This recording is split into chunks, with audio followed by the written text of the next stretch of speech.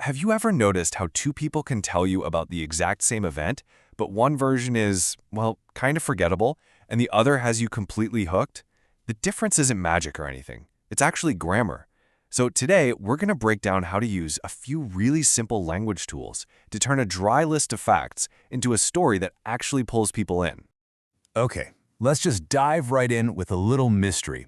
We're not going to start with a story. Nope. We're starting with just the raw data, the bare-bones facts of a situation. I want you to think of yourself as a detective just arriving at the scene. So here it is. This is our scene. These are the undisputed facts.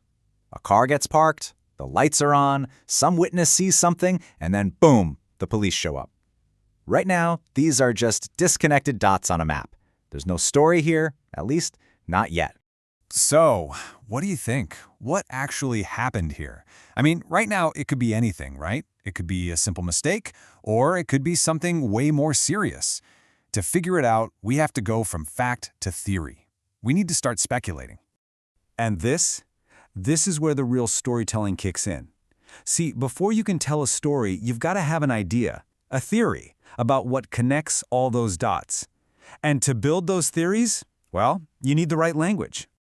So how do we do that? How do we say that we're not 100% sure, but we've got a hunch, or that we've drawn a pretty logical conclusion based on the evidence we have? Well, the answer is in this really special set of words. And here they are. These are your first and probably most powerful tools for speculation, past modals. Words like might have, could have, and must have let us talk about possibilities in the past. It's the language of detectives, of historians, of pretty much anyone trying to piece together a story from clues. And what's cool is how each of these carries a different weight, a different level of certainty. If you say the driver might have forgotten to turn off the lights, you're just kind of floating a possibility out there. But if you say he must have been in a hurry, see, that sounds different. That suggests you're making a logical deduction from the evidence. This is how you start to build and test your theories. Okay, so we've got some theories floating around, but a bunch of theories isn't a story, right? A story needs a clear sequence, a logical flow from beginning to middle to end. Because without that order, things get really confusing really fast. Just look at this. This is what happens when there's no timeline. We have all the same facts, but they're just a total jumble. The police arrived, a witness called, the driver parked the car. It makes absolutely no sense. The listener has to do all the work to sort it out. And let's be honest, most people are just going to tune out. The solution is actually pretty simple. You use sequence words as signposts for your story. Think of them as breadcrumbs. Words like first, then, and eventually guide your audience effortlessly through the timeline. They take that jumble of events and, click, they lock them into a structure that just makes sense. All right, let's move on to our next tool and see how this all builds. So we have theories about what happened, and we have a timeline for when it happened. But the best stories, the really great ones, they also tell us why. They show us the cause and effect, the real connections between the clues. And that is the job of connectors. You can think of these words as the logical glue that holds your entire story together. Words like because, however, and therefore explain the relationship between your facts. They turn a simple sequence of events into a meaningful narrative. So, for example, look at this. We have three simple facts. The manager called a meeting. Several employees were absent. The project was delayed. Okay, we get what happened, but the story is totally flat. There's no explanation. There's no drama. It's just a list. Now look at what happens when we add just two little words, however and as a result. The story just comes alive. However introduces a conflict, a problem, and as a result shows us the direct consequence of that problem.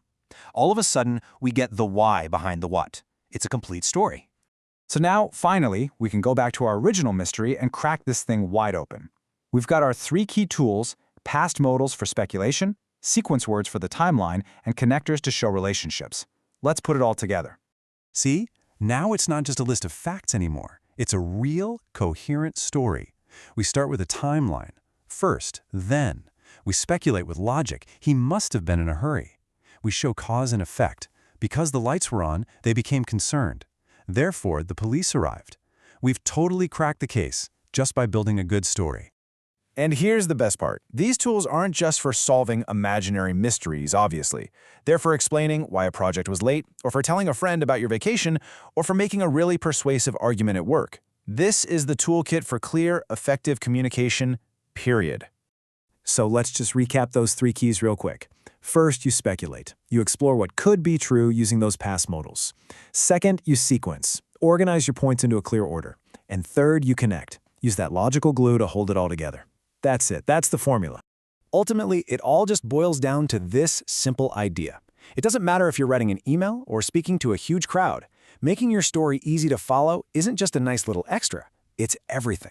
A clear order and logical connections are what separate a powerful story from just noise.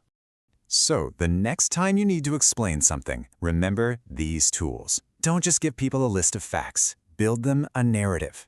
Speculate, sequence, and connect. You literally have the grammar of a great storyteller now.